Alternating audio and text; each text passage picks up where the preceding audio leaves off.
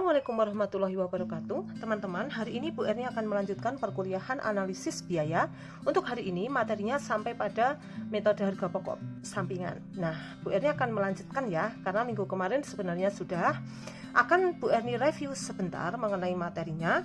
Metode perhitungan dan akuntansi harga pokok produk sampingan dibagi menjadi dua, yaitu metode tanpa harga pokok dan metode dengan harga pokok. Nah, metode tanpa harga pokok itu disebut juga dengan biaya. Jadi metode tanpa biaya, metode dengan biaya. Nah, apa itu maksudnya? Metode tanpa harga pokok, berarti metode tanpa biaya ya. Maksudnya apa sih? Yaitu metode dalam perhitungan produk sampingan di mana tidak memperoleh alokasi biaya bersama dari pengolahan produk sebelum dipisah. Nah, jadi perhitungan produk sampingan yang tidak memperoleh alokasi biaya bersama dari pengolahan produk sebelum dipisah. Nah, jadi produk sampingan itu tidak ada alokasi biayanya. Dibagi menjadi dua, yaitu produk sampingan yang dapat langsung dijual pada saat dipisah dengan produk utama atau pengakuan atas pendapatan kotor. Yang kedua adalah produk sampingan memerlukan proses lanjutan setelah dipisah dari produk utama. Nah, ini disebut dengan pengakuan atas pendapatan bersih. Nah, minggu kemarin kita sudah mempelajari ini, yaitu produk sampingan yang dapat langsung dijual. Nah, sekarang kita akan mempelajari yang kedua, yaitu produk sampingan memerlukan proses lanjutan setelah dipisah dari produk utama.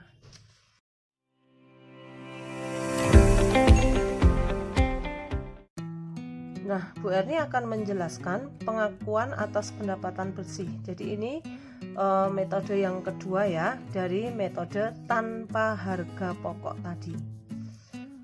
Pengakuan atas pendapatan bersih ini maksudnya adalah produk sampingan itu memerlukan proses lanjutan untuk bisa dijual.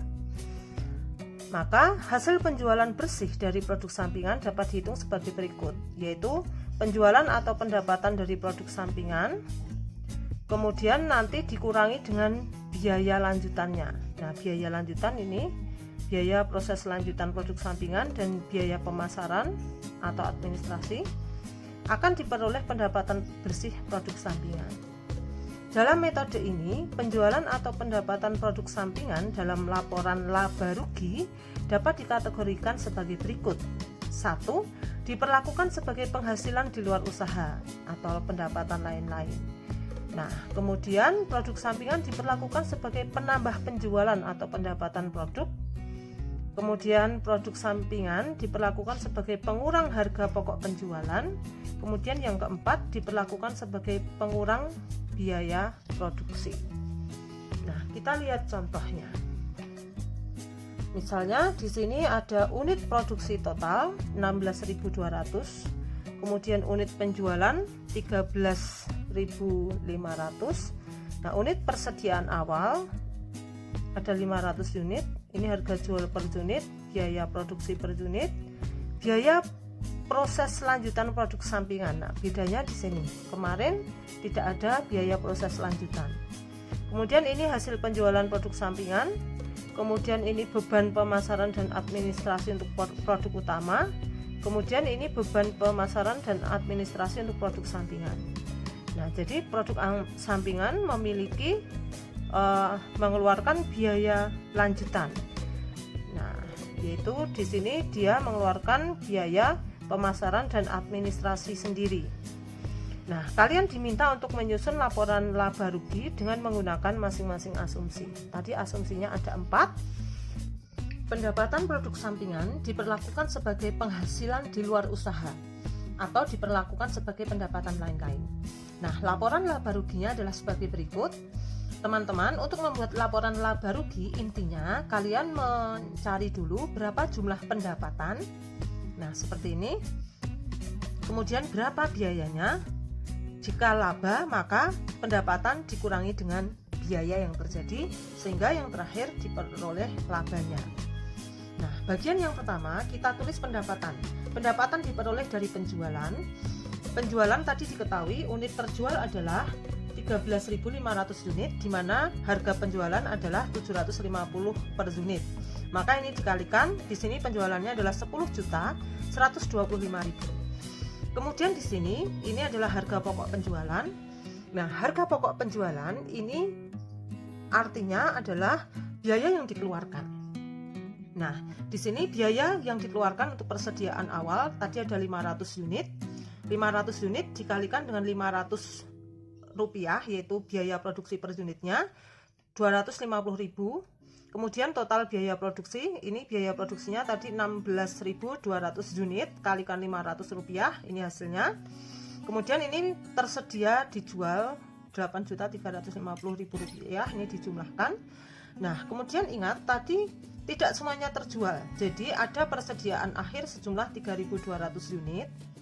Ini tidak terjual, maka tidak terhitung sebagai biaya pada periode ini, sehingga ini dikurangkan. Nah, sehingga diperoleh biaya total adalah 6.750.000. Nah, laba kotor berarti pendapatan yang diperoleh dari penjualan dikurangi dengan total biaya. Nah, ini dikurangi, hasilnya adalah 3.375.000. Kemudian beban pemasaran dan administrasi untuk produk utama yaitu 2.925.000, maka laba operasi adalah 450.000 rupiah. Nah, ini harga produk sampingan dianggap sebagai pendapatan dari usaha lain atau dianggap sebagai pendapatan di luar usaha. Nah, atau dianggap sebagai pendapatan lain-lain. Nah, pendapatan penjualan produk sampingan yaitu 1.387.500 rupiah. Nah, ini diperoleh dari mana? Angka ini diperoleh dari hasil penjualan produk sampingan dikurangi dengan ini hasil penjualan produk sampingan, kemudian dikurangi dengan biaya proses lanjutan. Nah, dikurangi dengan biaya proses lanjutan, kemudian ini dikurangi dengan biaya administrasi produk sampingan. Nah, hasilnya bisa kalian lihat 1.387.500 rupiah. Sehingga di sini diperoleh laba bersih sebelum pajak yaitu 1.837.500 rupiah.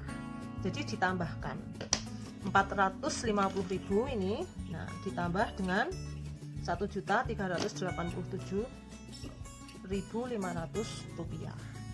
Nah, itu untuk perlakuan yang pertama. Sekaligus Bu Erni akan menyampaikan untuk perlakuan yang kedua, di mana pendapatan produk sampingan diperlakukan sebagai penambah penjualan dari produk utama. Maka ditambahkan di sini. Nah, perbedaannya pendapatan penjualan produk sampingan langsung ditambahkan di atas. Penjualan produk utama 10.125.000 rupiah, pendapatan penjualan produk sampingan 1.387.500 rupiah. Nah, ini merupakan pendapatan bersih ya, karena tadi sudah dikurangi dengan biaya proses lanjutan dan dikurangi dengan biaya administrasi produk sampingan. Jadi ditambahkan di sini harga pokok penjualan, persediaan awal, total biaya produksi, kemudian dikurangi dengan persediaan akhir, diperoleh laba kotor sekian. Terus ini beban pemasaran dan administrasi produk.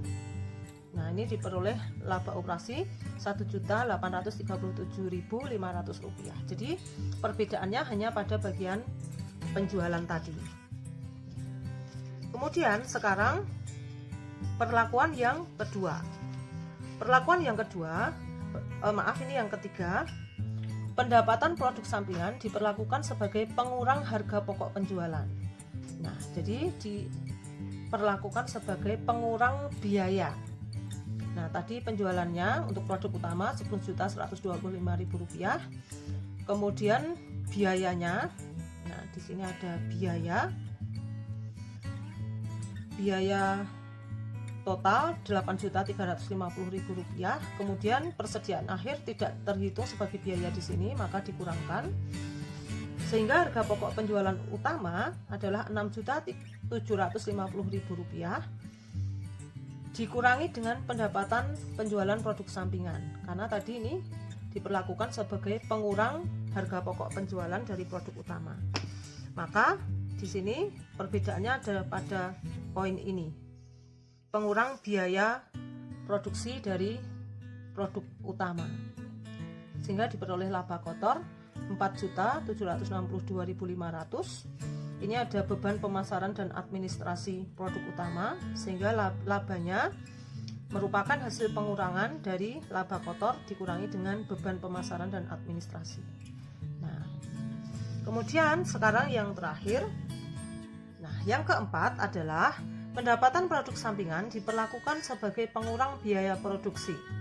Nah, tadi penjualan diketahui 10.125.000, kemudian harga pokok penjualan atau biaya yang terjadi untuk persediaan awal 250.000, kemudian untuk total biaya produksi yang periode ini 16.200 dikali dengan 500 rupiah diperoleh hasil sekian. Kemudian pendapatan penjualan produk sampingan digunakan sebagai pengurang biaya produksi. Nah, jadi ditaruh di sini sebagai pengurang biaya produksi. Ingat, ini merupakan pendapatan produk sampingan bersih karena sudah dikurangi dengan biaya lanjutan dan biaya administrasi dan pemasaran produk sampingan.